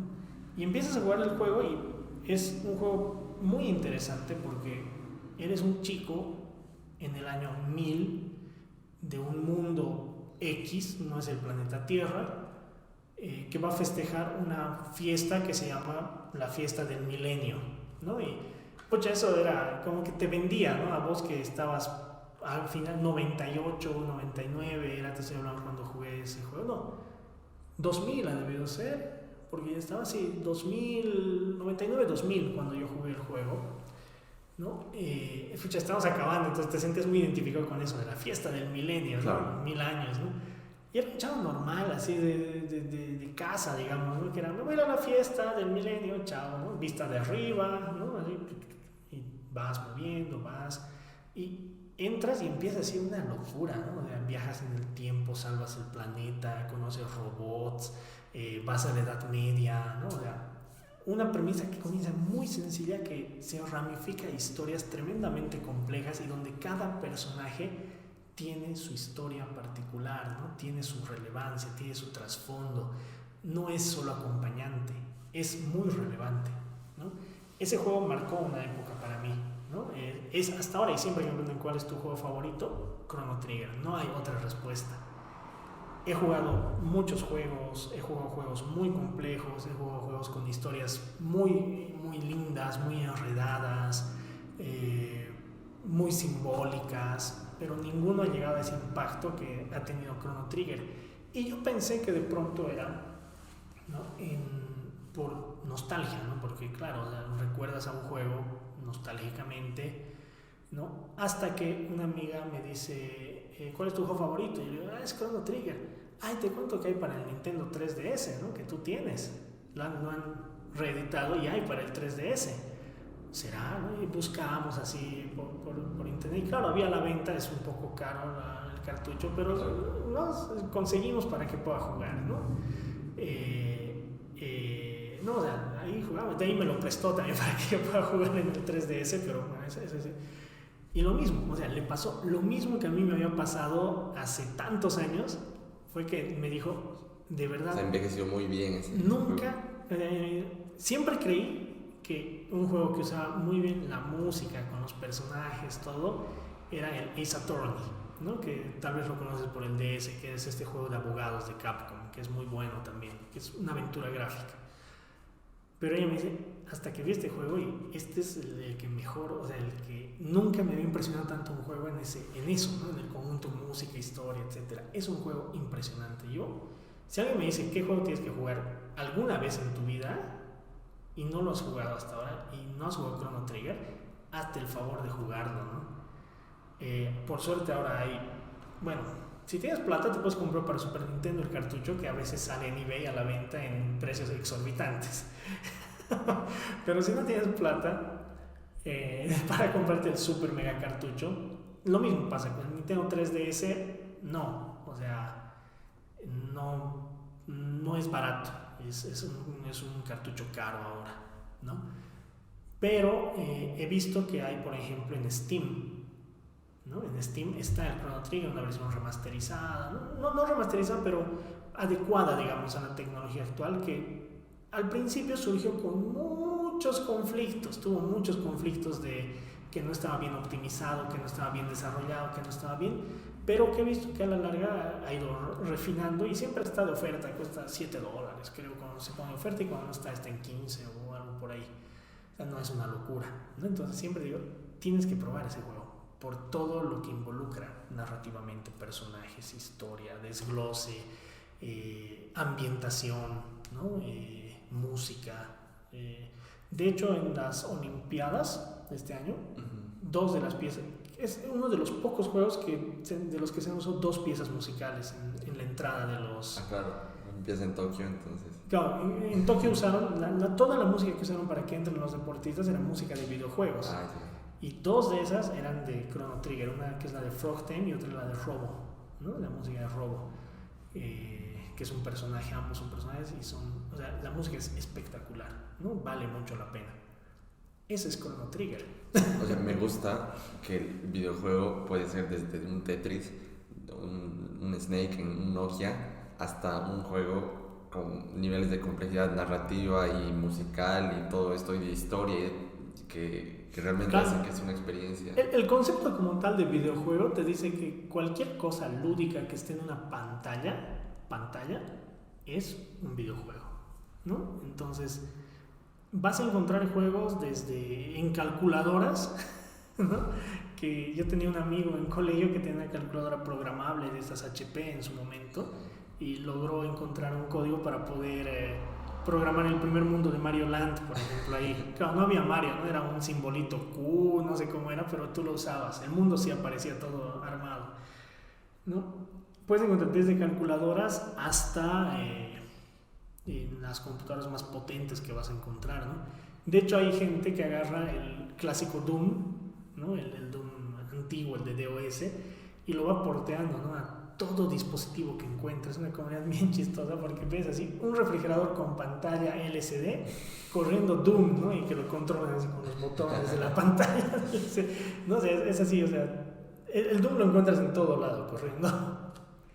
Y, a ver, tú has visto que estos últimos celulares, desde hace un tiempo puedes conectarle, digamos, al mando del PlayStation o de cualquier consola y puedes jugar. Claro, por Bluetooth. O incluso con cable, este último, sí. Galaxy Fold, que se abre así como un libro y que se vuelve como una tablet.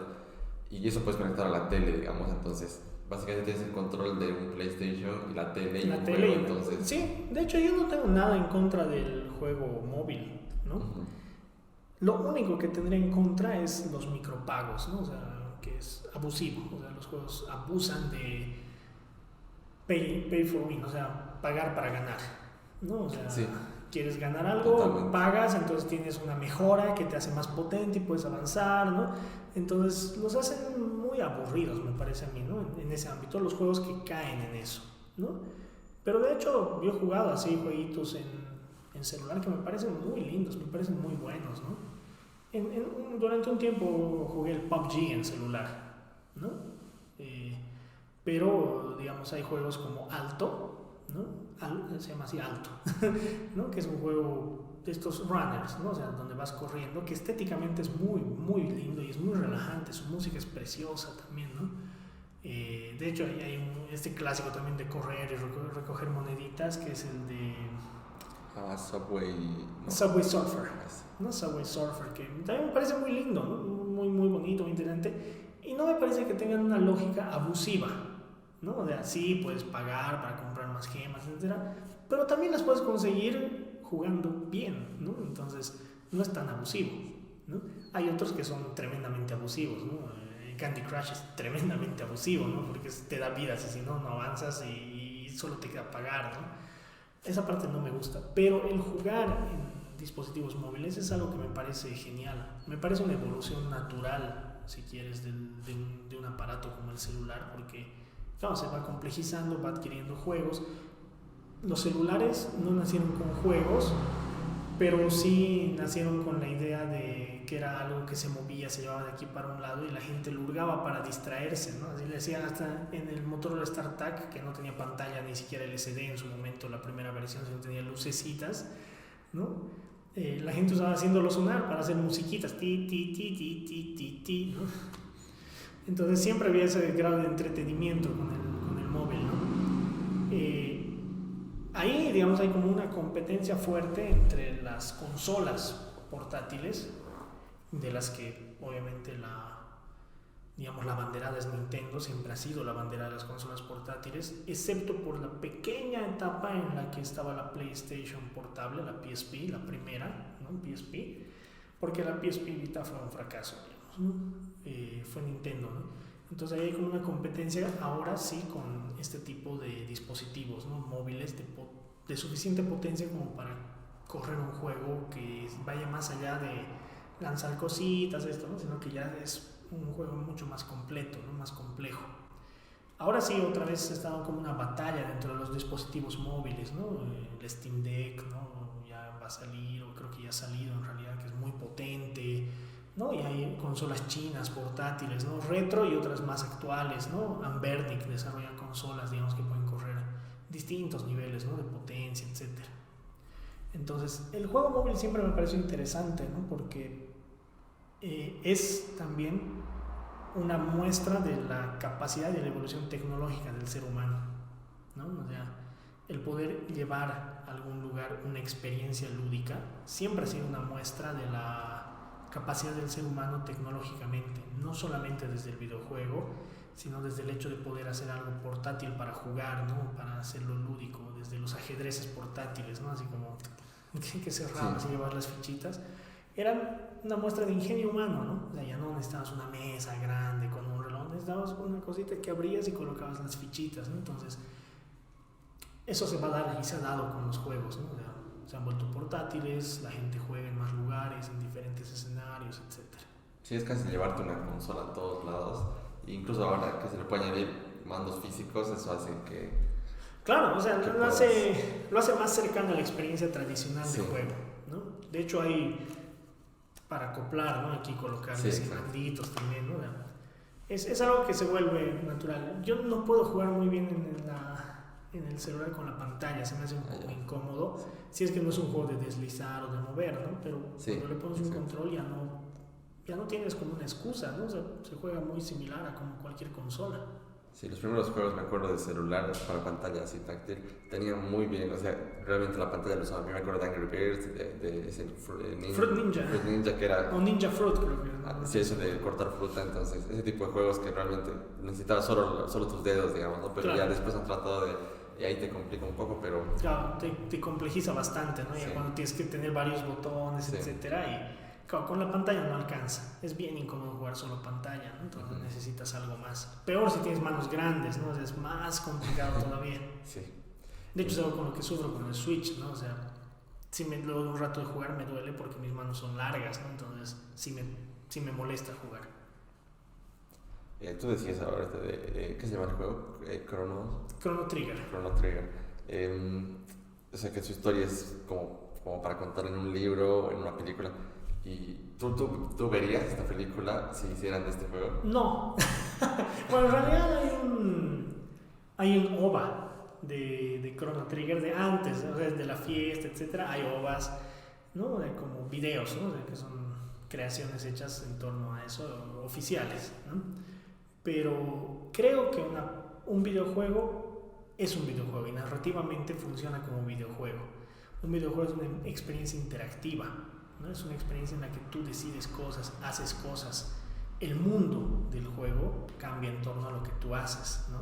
Ya sea un Tetris porque fallas al colocar, o ya sea un Grand Theft Auto donde cambia muchas cosas en torno a tus decisiones, o un Chrono Trigger donde puedes tener múltiples finales igual que en otros, ¿no? O sea, como puedes sacar dependiendo de lo que hagas. Entonces, cuando veo que hay, digamos, películas de videojuegos, no es algo que me emocione realmente, ¿no? O sea, no me emociona mucho, así como, sí, voy a ir a ver la película del videojuego, porque creo que la narrativa es muy diferente y probablemente me decepcione al momento de ir a ver la película, porque las películas tienen narrativas más lineales, están diseñadas para tener narrativas lineales. no tienen narrativas que tú puedas elegir lo que va a pasar. No importa si es más experimental, menos experimental, más dinámica o no más dinámica, tiene un principio y tiene un final. Si el final es abierto, cerrado, circular, no importa, no lo puedes cambiar. Así está hecha la película. Incluso dentro de escenarios como el Netflix Bandersnatch, ¿no? Donde puedes tener múltiples finales, etcétera, que es un poco más cercano a esta dinámica del videojuego, igual tienes una X cantidad de posibilidades definidas, ¿no? En un videojuego puede que tengas finales ya definidos, 6, 7, 8, 12, 15, 20 finales definidos, pero la experiencia dentro de todo el trayecto es lo que varía. ¿Cuánto has tardado en resolver un puzzle? ¿Cuánto has tardado en solucionar algo? Si lo has hecho más fácil o más difícil, si has ido por el camino largo o el camino corto. Si te has confundido el camino y has tenido que volver, ¿no? Que eso es algo que me encanta en los Metroid, por ejemplo, ¿no? O sea, que es esa dinámica de ir, pucha, esta puerta no se abre, ¿qué me falta? Me debe faltar algo. Vuelves todo el trayecto, ¿no? Un juego actual, digamos, bueno, actual entre comillas, porque ya tiene sus buenos años, que hace lo mismo, es Hollow Knight, ¿no? Hollow Knight es un juego que tiene esa misma dinámica de los Metroidvania, que se llaman, ¿no? Juegos basados en Metroid y en Castlevania, que son de ida y venida. Esa experiencia narrativa no la puedes replicar en otros medios, y eso es lo que hace lindo los videojuegos, y eso es lo que hace lindo las películas, y eso es lo que hace lindo los libros. Son experiencias muy diferentes entre sí. ¿Puedes tener un buen libro basado en la historia de un videojuego? Sí, sí puedes tener. ¿Puedes lograr una buena película basada en la historia de un videojuego? Es algo que se ha demostrado muy difícil, pero se puede tener, se puede tener. Creo que hay ejemplos, como gotas, pero hay ejemplos de buenas películas basadas en videojuegos y que no son malas películas, ¿no? Que era lo que era antes una constante dentro del mundo de los videojuegos, ¿no? Y las películas. Puedes tener. ¿Cuáles serían esas? Por ejemplo, de las películas que me parece que son respetables para hacer conversiones de videojuegos, creo que todo se inaugura con la primera Mortal Kombat. O sea, la de los 90, de la que hemos heredado principalmente la música, que hasta ahora sigue siendo Mortal Kombat, ¿no? O sea, es una buena película para su época, de bajo presupuesto, todo lo que quieras, pero es buena y respeta la esencia del videojuego, entonces no es frustrante, vas, la disfrutas, la pasas bien, ¿no? No era como lo que pasó con Street Fighter, que realmente la pasamos mal. Yo vi esa película en el cine y hasta ahora es un rayazo así, ¿no? De haber visto Street Fighter en el cine. Otra película que me parece buena de videojuegos es la de Silent Hill, la 1, ¿no? ¿Esa de cuándo es? Eso es de los 2000, principios de los 2000, si no me equivoco, donde cambian muchas cosas. El personaje principal es una mujer, no es el ay, no me acuerdo cómo se llamaba el de Silent Hill, Mason, creo que era su apellido, no me acuerdo, pero no es él, sino es la esposa, ¿no? Entonces, pero no es mala. La ambientación, la película, el escenario de terror, etcétera, funciona bien. Es una buena película. Podemos discutir horas de si es una buena conversión, es una mala conversión, de cómo van a quitar al personaje principal, etcétera, pero eso no hace que sea una mala película. Es buena, ¿no? Es una buena interpretación de lo que sería. Cuando tú ves una película de videojuegos, creo que tienes que verla no como buscar que el videojuego esté representado, ¿no? Sino es como cuando tú escuchas a un músico interpretar la pieza de otro, ¿no? Tienes que escuchar la interpretación, porque puede ser una buena interpretación de ese universo que el otro músico ha construido. Lo mismo pasa acá, puede ser una buena interpretación. Otra película que me parece que hizo un trabajo bueno, decente como película, es la de Warcraft, ¿no? Esta más reciente. Claro, que no ha tenido mucho éxito. Sí, pero de hecho, igual me parece buena. Claro, creo que no ha generado una franquicia como esperaban, etcétera. Aunque no ha sido un fracaso tampoco, así en taquilla, pero es una buena película. Buena narración, buena película, buena manera de contar. No te transmitirá toda la esencia del videojuego y todo su lore, ¿no? Que es lo que muchos reniegan, así todo ese background de historias que puede tener Warcraft, World of Warcraft, etc. Pero hace un buen trabajo como película, no lo hace mal, digamos, ¿no? Y entre esas, lo mismo me pasa con la de Prince of Persia, ¿no? La de Prince of Persia a mí me parece una película interesantísima, ¿no? O sea, no solamente como película, sino en su planteamiento de cómo se hizo, porque en realidad quien estaba a cargo de esa película era el creador del juego original, del Prince of Persia 1, estaba Jordan Mechner, porque Jordan Mechner, luego de hacer videojuegos, Prince of Persia 1, Prince of Persia 2, vendió la licencia, sacaron un nefasto Prince of Persia 3D, que es otro juego que yo también creí que era pésimo, creí que era bueno, pero que yo era malo con los juegos y en realidad era que el juego era malo, ¿no? y luego lo recuperaron con Prince of Persia Sands of Time, etc. El tipo se dedicó a hacer documentales, audiovisual, todo. Entonces, la buena voluntad, digamos, de un equipo de trabajo de traer al creador original de una franquicia para que se encargue de ello me parece algo brutal, ¿no? Es algo muy lindo como experiencia. Y la película como película, me dirán, ay, sí, el actor, el Jake Gyllenhaal, no se parece al príncipe, ¿no? No se parece al príncipe. Además le ponen un nombre, le dicen Dasta, ¿no? ¡Qué terrible! Pero vela como lo que es una película basada en un universo de juegos, no es el juego. Si tú vas a ver una película esperando el juego, te vas a frustrar. Si tú vas a ver una película esperando una película narrada, contada, coherente, ¿okay? Que funciona, puede que te vaya bien, puede que te vaya mal, pero al menos has abierto la puerta a que puede que te vaya bien, no te va a ir mal necesariamente, ¿no? Entonces, esa también me parece una peli que es respetable, que funciona bien. Vi la última de Mortal Kombat que han hecho. ¿Y qué tal? Y está buena. No es un peliculón así, como te digo, o sea, como película funciona bonito, ¿no? O sea, funciona bien, ¿no? Pero me parece que es una buena interpretación de un mundo de películas, ¿no?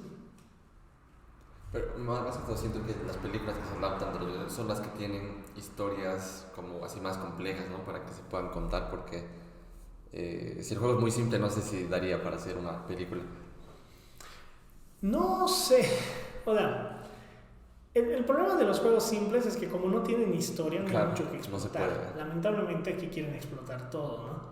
No con un videojuego, pero eso me pasa, por ejemplo, con una peli pésima que tuve la mala suerte de ver en una flota mientras viajaba, que es de un juego de mesa, ¿no? Que es esta Battleship, ¿ubicas? Sí, lo vi.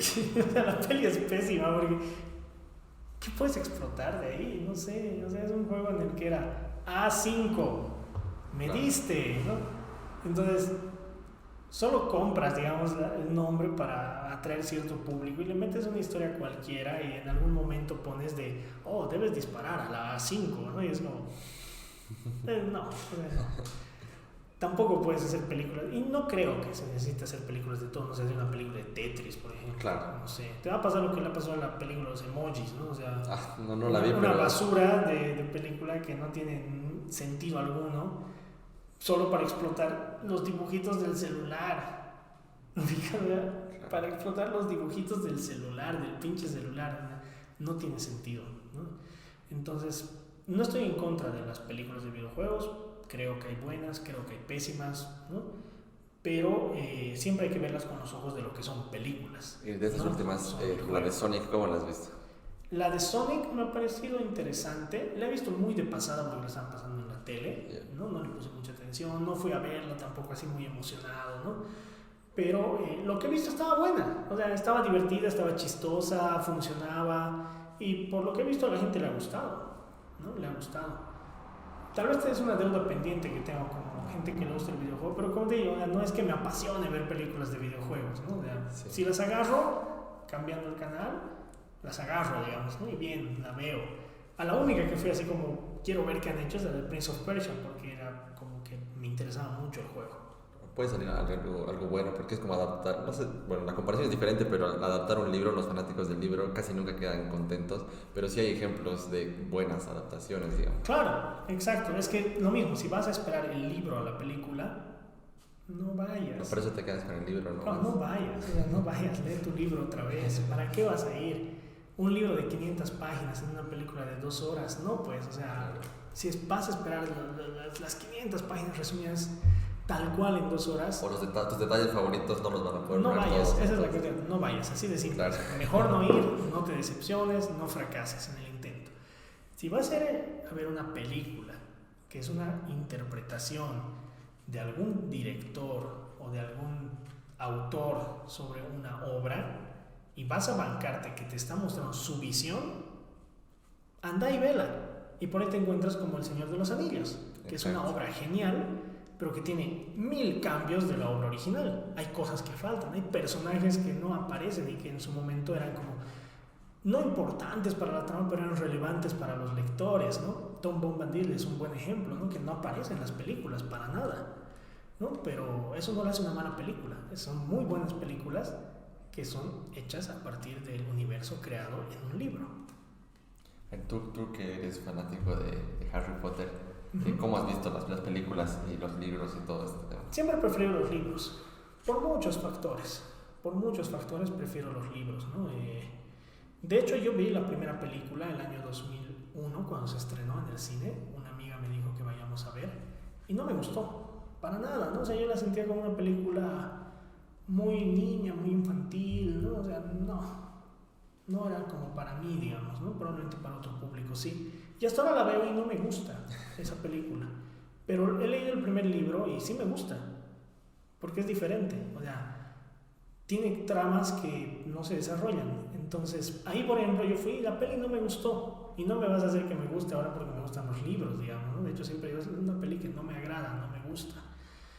De las películas de Harry Potter, digamos, la única que podría decir que me encanta así como película, hay dos, que son la 3, ¿no? Que es justamente la que es dirigida por Cuarón, que me gusta el manejo que ha hecho, y es de hecho la menos parecida al libro, es la más diferente al libro, o sea, no se parece nada al libro, ¿no? Y le ha cambiado muchas cosas, ambientó cosas de manera muy diferente, etcétera, pero hay una propuesta, o sea, se nota una propuesta fílmica, una propuesta cinematográfica que me ha gustado mucho, ¿no? No reniego con las otras películas, porque me parece que son interpretaciones válidas, como digo, ¿no? De una obra, pero no es que sea fanático de las películas, ¿no? Es parte del universo de Harry Potter, pero prefiero los libros. Y la otra que me gusta es Las Reliquias de la Muerte parte 1, porque siento que hace lo mismo que la que ha hecho Cuarón. Tiene una propuesta narrativa, ¿no? Es la peli más diferente a las otras, ¿no? O sea, no tiene como exceso de magia, exceso de hechizos, ¿no? Sino que es más el conflicto de los personajes.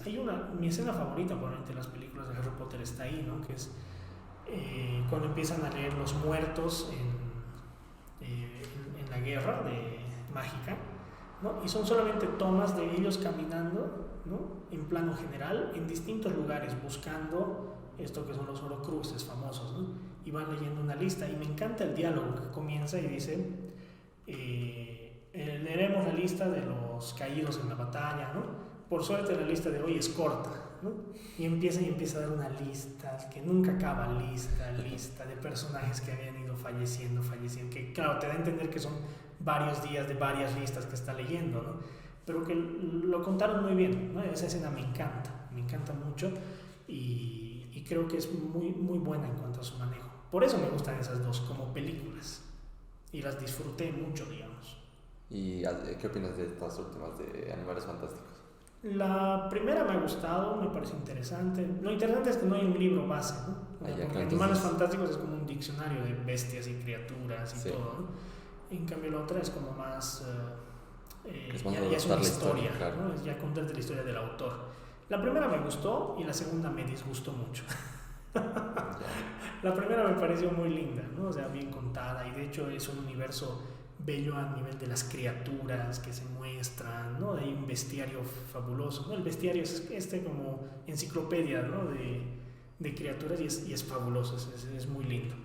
Pero en la segunda, las interpretaciones, cambios en la narrativa, no me ha gustado. Ni como película me ha gustado. No solamente porque cambie cosas de lo que está en los libros, que es lo que digo que puede ser aceptado, ¿no? Sino que como película me ha parecido no buena. De hecho, no soy muy fanático del villano, ¿no? O sea, me gusta el villano en los libros, me parece interesante ese villano, que no es Voldemort, sino es del que se habla, que es Grindelwald, que es un villano mucho más, digamos, manipulador, ¿no? Que no se narra mucho en los libros de Harry Potter, pero que acá no me gusta la interpretación que le ha dado Johnny Depp, para nada. O sea, me parece como un personaje más de los personajes raros que hace Johnny Depp. Por eso estoy esperando la próxima. Porque como han cambiado de actor por todos los problemas que hubo, etcétera, que no vale la pena discutir, se han conseguido un actor que es un actorazo, ¿no? O sea, no es cualquier actor, es Mike Mikkelsen, que es un actor pero genial, ¿no? Ahí tiene una peli muy buena que es Drunken, ¿no? Que demuestra todos sus dotes actorales, pero así a un nivel espectacular. Y a ver qué ha podido hacer con este personaje que realmente es muy interesante. Como personaje es muy interesante, entonces quizás está buena, quizás no, ¿no? A ver pues, qué tal va. A ver cómo se recibe también el cambio de actor. Lo mismo me pasó a mí, por ejemplo, con las del Hobbit, ¿no? Cuando yo fui a ver el Hobbit, fui muy emocionado porque las primeras me encantaron, del Señor de los Anillos, claro. ¿No? O sea, qué buenas películas, qué universo, ¿no? Bien construido. ¿No te gustó el Hobbit? El Hobbit 1 me parece buena, la del Hobbit, pero el que hayan alargado la 2 y la 3 me parece como lo que decía del juego de Tetris, ¿no? Pero porque es un libro que lo adaptan en las 3 películas. Claro, es un libro muy corto, muy pequeño, muy reducido, que podría dar para, exagerando, 2 películas, ¿no? Pero ahí ya la sentí como que alargaron y, como te digo, no estoy en contra de la interpretación, pero la parte interpretada para alargar la película, la parte que construyeron para hacer más larga la historia, no pega ni con Carpicola, o sea, no funciona. A ningún nivel funciona, ¿no? O sea, la elfa que se enamora del enano, así. No, o sea, rompe todo lo que podría ser el universo que existía en las películas, ¿no? Y eso no es porque esté en contra de los elfos y enanos y su amor, ¿no? Sino en contra de que realmente no funciona. Solo está en contra del amor entre elfos y enanos. No entiendo cómo podría funcionar en ese contexto y en ese universo, ¿no? O sea, es un planteamiento muy sacado. Y además es algo que sí, digamos, en el propio Señor de los Anillos no me gustó mucho de lo que hizo Peter Jackson en la película, es el protagonismo que les dio a los elfos, ¿no? Si hay una escena con la que yo reniego mucho en El Señor de los Anillos, y es así amor-odio, porque me gusta visualmente la escena, es impactante, es impresionante, pero no me gusta a nivel de lo que significa para la historia, es la llegada de los elfos al abismo de Helm. No sé si recuerdas eso en la película. ¿Cuál es ese? Donde llega así unos ejércitos de elfos con sus arcos y todo, y le dicen, ¿no? En el abismo de Helm que han venido a... Que los está mandando, los están enviando para cumplir o para refrendar los vínculos antiguos y eternos de los elfos y los humanos, ¿no? Y es como todos, wow. Es una escena muy famosa, muy reconocida, ¿no? Y cuando suena, ¿no? Ese no es un cuerno de orcos, dicen, ¿no? Y van a ver, y claro, son los elfos que acaban de llegar. Pero tú lees el libro y el abismo de Helm es una victoria humana, ¿no? Es un éxito de los hombres que estaban protegiendo. Ya me acuerdo, la historia es cuando se separan, cuando se pelean humanos con elfos. No, es cuando más bien están protegiendo este fortificado que es el último lugar donde se pueden proteger, ¿no? Y están llegando un montón de hordas de los cuando hay una traición orcos, ¿no? Y hay un puente con un hueco, ¿no? Que es donde es la parte más débil, que es donde tienen que meter algo que explote y hacen volar a pedazos, ¿no? Ahí nunca llegaban elfos, nunca llegaron elfos en el libro, ¿no? Entonces era lindo porque era justamente esa interpretación de cómo el ser humano, como hombre de la Tierra Media, podía enfrentar a un enemigo más poderoso que él. Con la llegada de los elfos era como que equilibrabas la balanza de los poderosos, ¿no? Seres mágicos contra seres horrendos, ¿no? Entonces era como le quitas todo ese logro humano, ¿no? Y lo mismo me pasa en el Hobbit, ¿no? En el Hobbit es como que los elfos no sonaban ni tronaban. O sea, en el libro del Hobbit los elfos eran como mencionados, así, ¿no? Ha debido estar por ahí un Legolas, tal vez caminando, no sé, en algún lugar. Ni siquiera lo mencionan a Legolas, ¿no? Pero te digo, o sea, ha debido haber alguien, ¿no? Pero solo hay como una mención, una escena muy rápida, un momento muy rápido, ¿no? Con los elfos, que es muy relevante y es muy importante luego en El Señor de los Anillos, claro que lo es, ¿no? Pero que no eran el centro de la historia, ¿no? Y aquí como que se inventan una elfa que es muy importante y es muy relevante, y un Legolas que es súper poderoso, que nunca aparecieron. Ahí era una historia de enanos, ¿no? Y eran los enanos, no, pero una historia de hobbits, ¿no?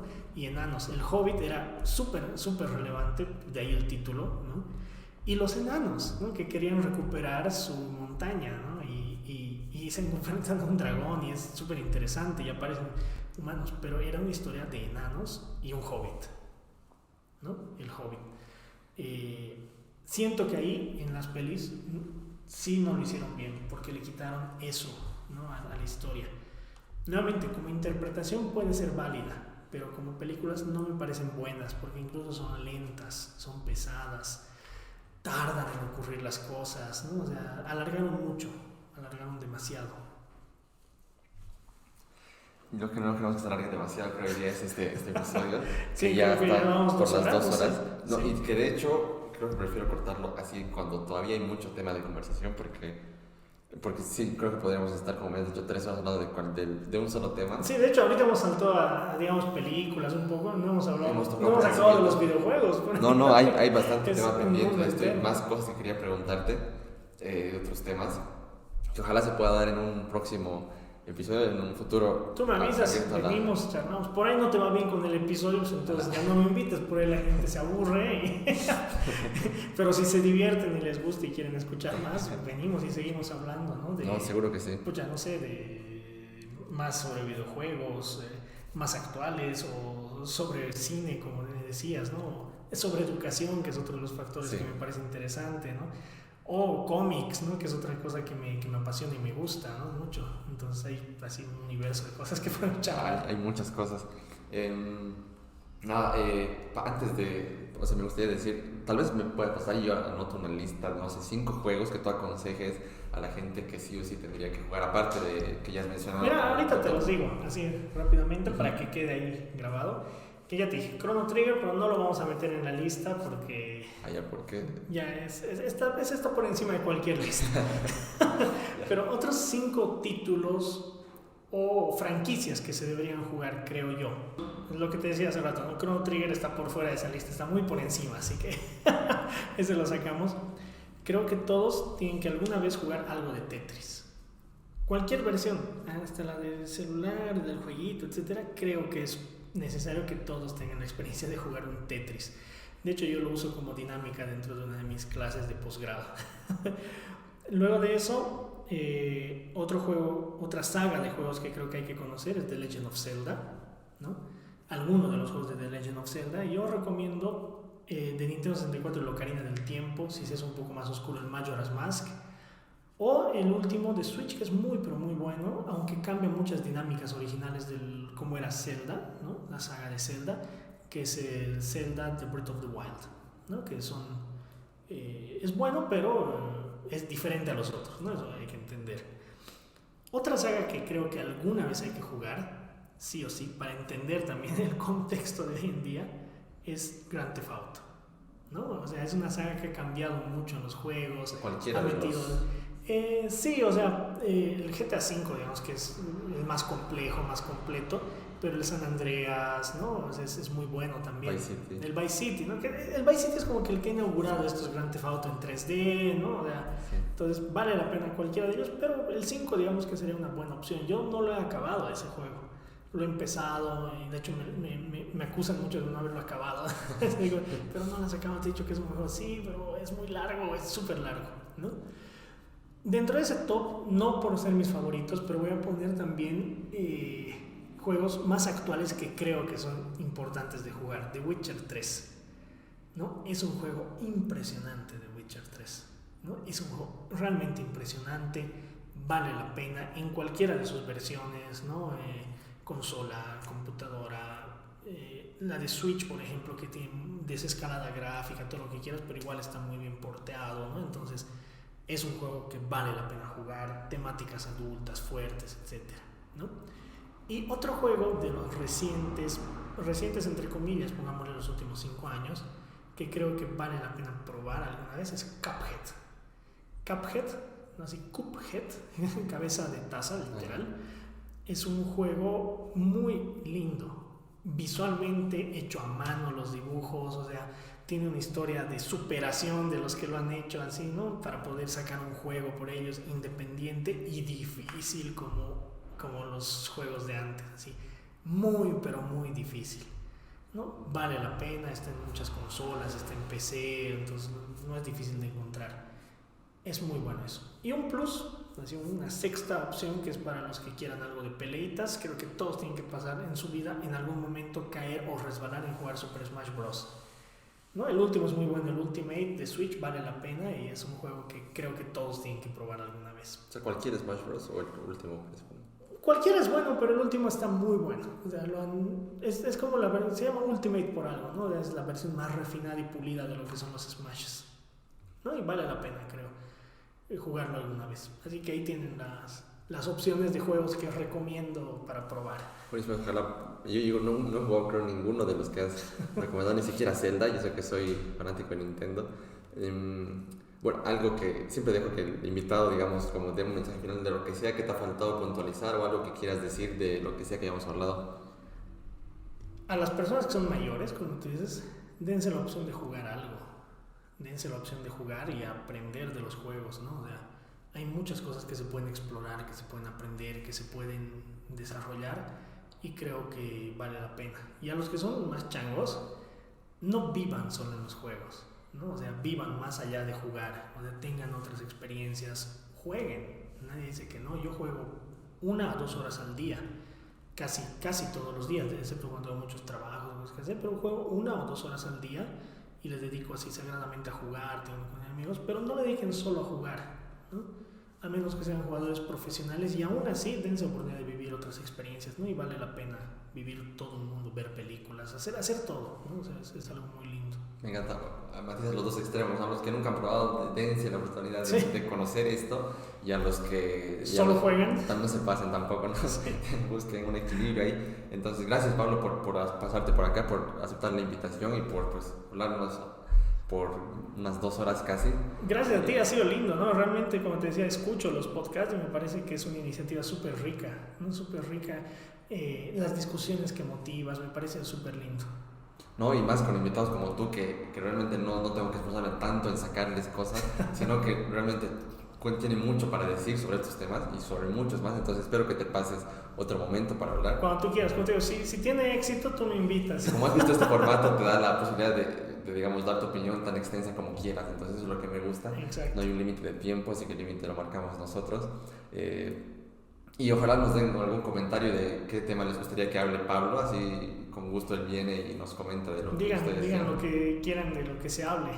De Comenten, digan sus juegos favoritos también, sí, compartan. animarles a que compartan y díganos qué juego es la peor experiencia que han tenido, ¿no? O sea, que no recomendarían o que solamente se lo pondrían de tortura a su peor enemigo, ¿no?